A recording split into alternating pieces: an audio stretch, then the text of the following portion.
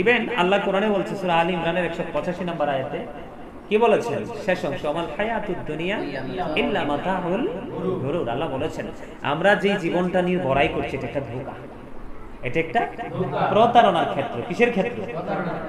প্রকৃত সুখী হলো ওই মানুষ যার ভিতর বাহির দুটোই কি সমান, দুটোই এক। যে এখানে যেটা বলে সেখানেও সেটাই বলে, ওই মানুষটাই এক। আজকে কিন্তু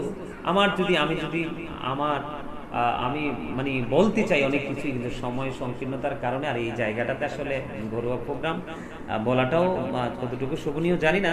তারপর আমি কবি নজরুলকে ঘিরে আমি আরেকটা বলতে চাই, যেটা ভার্সিটিতে পড়ানো হয় অলরেডি। সেটা হলো কি, এটা আমি জানতে পেরেছি ডক্টর আহমদ পেয়ারা বাগদাদি মুর্শিদ কেবলার লিখিত বা বই থেকে, কিতাব থেকে আমি জানতে পেরেছি একটা আমার আজকে মিলাদ শুরু করার পরেই বেশি বেশি করে এটা মনে পড়তেছে আর কি।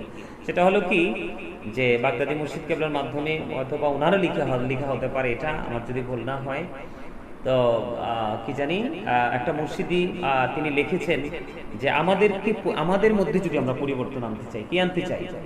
আমাদের মধ্যে যদি পরিবর্তন আনতে চাই, আমাদের মধ্যে যদি সুন্দর মানসিকতাটাকে স্থির করতে চাই, তাহলে কিন্তু আমাদেরকে কোরআন যেটা বলে, আল্লাহ রাব্বুল আলামিন যেটা বলেছেন, ফাদখুলি ফি ইবাদি ওয়াদখুলি জান্নাতি, join with my dear people, come to my paradise. তোমরা আমার প্রিয় লোকেদের সাথে যুক্ত হওয়ার আমার জান্নাতে চলে আসে। আমরা তো জান্নাতে যে চলে যাব সরাসরি তো যুক্ত হয়েই চলে যাব না। আমরা যাকে ফলো করব তার পুরোপুরি নিদর্শনটাকে আমি আমার মধ্যে বাস্তবায়ন করব, তখনই কিন্তু আমি তার রঙে রঙিন হয়েছি বলে আমি দাবি করতে পারবো। আর আমি যদি তার রঙে রঙিনই হতে না পারি, এটা কখনোই পরিপূর্ণ ভালোবাসা হতে পারে না। সেই ক্ষেত্রে বাগদাদি মুর্শিদ কেবলা লেখা তিনি বলেছেন, ইসলাম কি জানতে চাইলে উত্তর হবে কি, মুসলিম নামে এই কথাটি কয়জন ভেবেছি, হায়রে কয়জন ভেবেছি। আল্লাহর ইচ্ছা বান্দার প্রতি অর্জন করো নবীর খুশি, নবীর প্রেমে গুনাহ মাফের খবর শুনেছি। মুসলিম নামে এই কথাটি কয়জন ভেবেছি, হায়রে কয়জন ভেবেছি। আল্লাহর ইচ্ছায় কাজ করো, রাসূল প্রেমিকে মুর্শিদ ধরো, দুজাহানের সুখের ভান্ডার তোমায় দিয়েছি।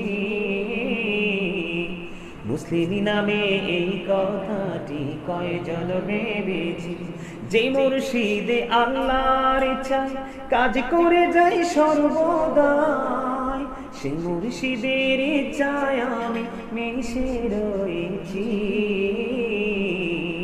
মারহাবা, আরে আরো জোরে।